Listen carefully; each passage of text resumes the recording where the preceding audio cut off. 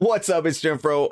We're going to be taking a look at Bellular's new video, one of the chapters out of it, that's Dragonflight's pre-orders, and the stuff that you're going to be able to get inside of that, and whether or not it's a good value. Here we go. Dragonflight pre-orders.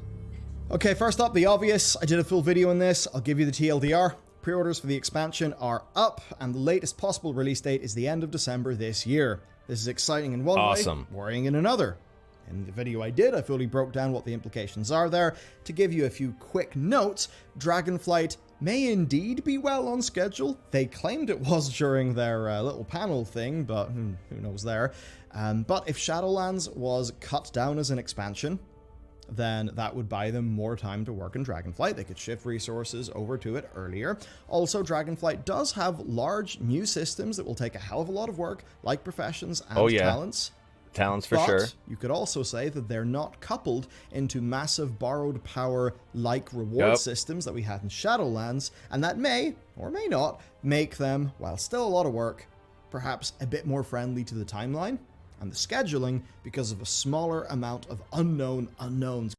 Yeah, the fact that there's no Torghast, no Warfronts, no islands, no artifact power grind, no artifact, no legendaries, none of this shit has to be balanced, no soul binds, no conduit energy, like none of this stuff has to be worried about at all. So they're basically just focusing all of their efforts on like talent trees, dragon flying, making sure that the quest and the story is up to par. That's exactly where the game needs to go. I am so happy that they're able to make the ground base of the game worth playing, and they're not trying to supplement it with some untested, untried system that no one knows what it is, how it's going to play out until we are 3-4 months into the expansion, and then we realize that it's dog shit. So yeah, give me good classes, give me good raids, give me good dungeons, give me a good story, give me a good bunch of stuff in the world to do that's super fun, and I'm a happy camper, dude. It's cropping up in the development process. That's just a theory, though. Maybe it could be a big old disaster. We don't know, but either way, the that is also true. Will probably start soon, so we will soon enough be able to get a handle on how the game is actually shaping up. There's also the money side of things, of course. So along with these pre-orders, there are loads of new cosmetics, a new battle pet, a bundle of existing cosmetics that contains that pet. They're really milking All us. editions of Dragonflight are actually $10 more expensive than previous editions of, previous expansions.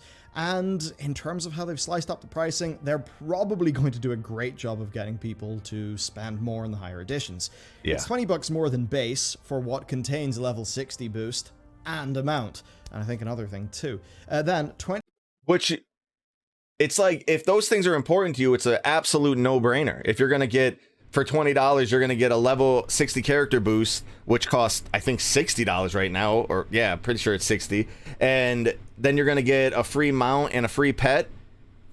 I mean, it's a no-brainer to go that option. I don't know about the Epic Edition because I don't really care about like Hearthstone effects and shit. Let's see. Also includes 30 days of game time, usually valued at $15, plus as the kind of big ticket item, the Dragon Wing cosmetic. So I think that's a slicing up of the rewards that will very much encourage people pretty far up the pay scale, I suppose. Which is good. That's a good thing. Another thing. Yes, it does come with 30 days of game time, but also remember, if that 30 days of game time activates now and you wouldn't be playing the game anyway, then it's not really giving you a value. Yeah. Whatever. Let's pull this up ourselves right now. So, right now, if you buy the base version, you're getting World of Warcraft Dragonflight, which is obviously available at launch. Drax Pet as a Dragonflight pre-purchase bonus item. Okay. All new race and class, the Drak Theory Evokers. That's dumb. That's dumb that they put that in. I think that's stupid. Because that's what you're buying the game for. Dragonflight, right? Then if you get the next version, the Heroic Edition, you're going to get all the previous stuff, plus Dragonflight level character boost, level 60, which, if I'm not mistaken, is a $60 price tag right now, which I think is criminal, but at an extra $20, it's not that bad. The Tangled Dreamweaver Flying Mount is basically a free mount if you care about the 60 boost, and some new pet. Let's see if the pet is cute. That's all that really matters. This is it right here. Absolutely not. Absolutely disgusting. Not a good pet at all. At least not from that image. It's probably better in game. Hopefully. All right, and then if you go to the Epic Edition for $90, which is $20 more, you get the Hearthstone effect, which I don't think anyone ever cares about. You get some transmog. Let's see what this transmog looks like. All right, that's about as mediocre as a headpiece can get. Okay. And Wings of Awakening backslot transmog in 5 color variations. All right, see what it looks like. It's this. Okay, that's cool. Now, is that worth an extra $20?